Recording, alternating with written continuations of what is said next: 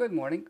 I wanted to thank all of you who commented on my previous video on the COVID-19 vaccine and possible autoimmune reactions. A number of questions have been raised there about potential autoimmune side effects from the vaccine.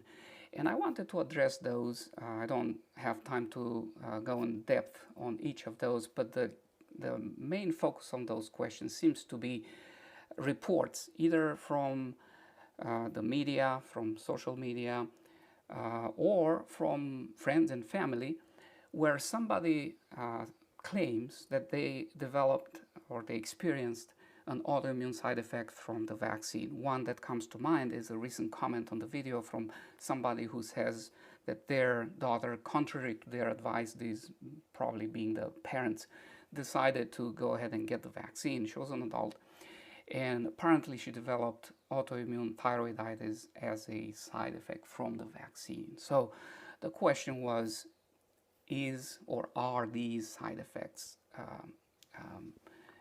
truly caused by the vaccine or not? And so to try to answer this question, I would like to invite you to do a short exercise of critical thinking with me.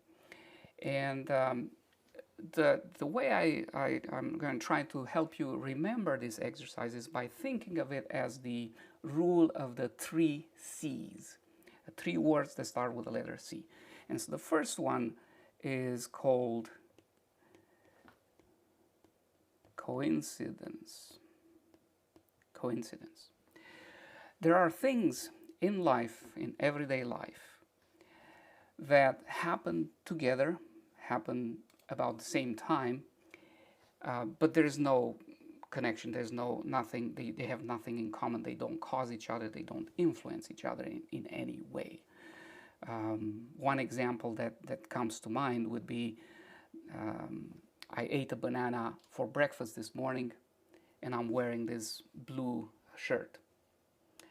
Obviously these things happened on the same day, close to each other, but I think you will, or most of you will agree with me that there is no causal relationship between me eating a banana for breakfast and then later on deciding to put on this shirt.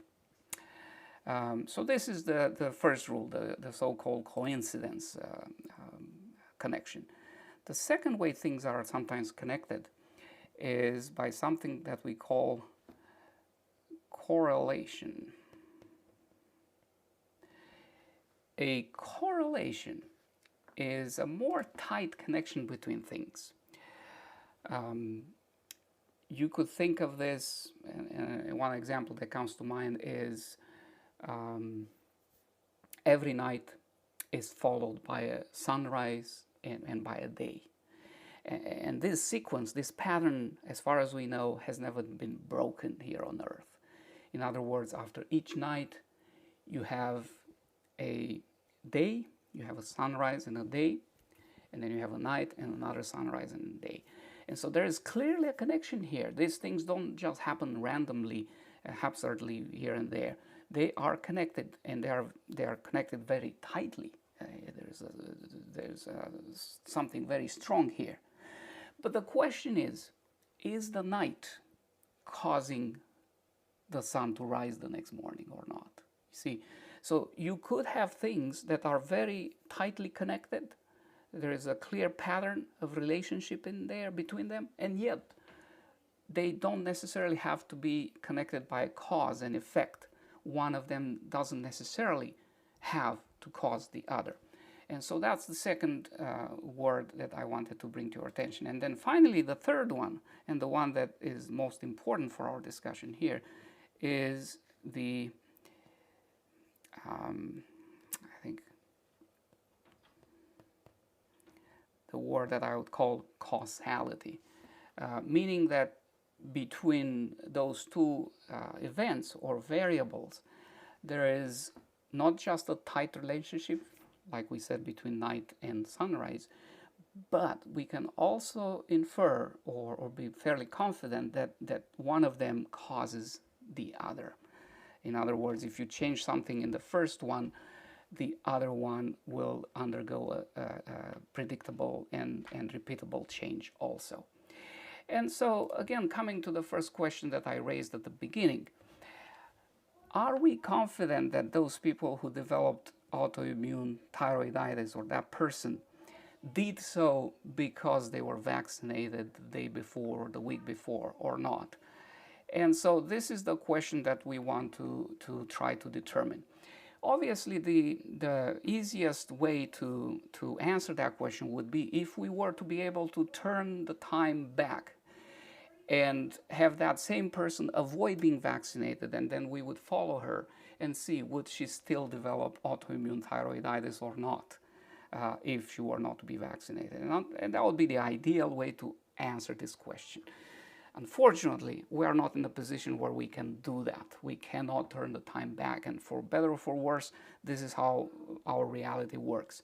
So the next best thing we can do then is to try to equal out or make uniform any other difference except the vaccine and the Hashimoto's, the autoimmune thyroiditis, if it happens, and follow large enough groups of people, two groups, let's say, one that has been vaccinated, one that has not been vaccinated, and everything else being as equal as possible, as uniform as possible. We then follow these people over time, and then we compare the number of people who develop Hashimoto's in the first group with the people that develop the same condition in the second. And if we see a significant difference, and here a whole other discussion about what significant is, but we'll leave that aside for now. If we see a significant difference of cases, that is a larger number of cases that's significant, in the group of people who were vaccinated compared with the group that were not vaccinated, then we have a serious problem, and it's likely, it's not definitive, but it's quite likely that there is a causal relationship there, and we better look into it and we sort it out before we keep vaccinating people. So I hope this makes sense and opens up a little bit of a process that we can follow in our minds, and you can develop your own rule. This is just a simple basic, at the very most basic level of how to critically think about reports of side effects from the COVID-19 vaccine that we see on social media or on mass media or any other place, or among our friends and family when somebody comes and says, hey, I got this thing after and then I was vaccinated, so I'm pretty sure it came from the vaccine. And you know, we need to avoid following our preconceived ideas, whether we are pro or against the vaccine, and say, oh, you know, this is just nonsense, there's nothing there. Or if we are against the vaccine, to jump to the conclusion, oh, of course, you know, here's another example, and why are these people continuing to promote vaccination? You know, we need to try to be as objective as we possibly can.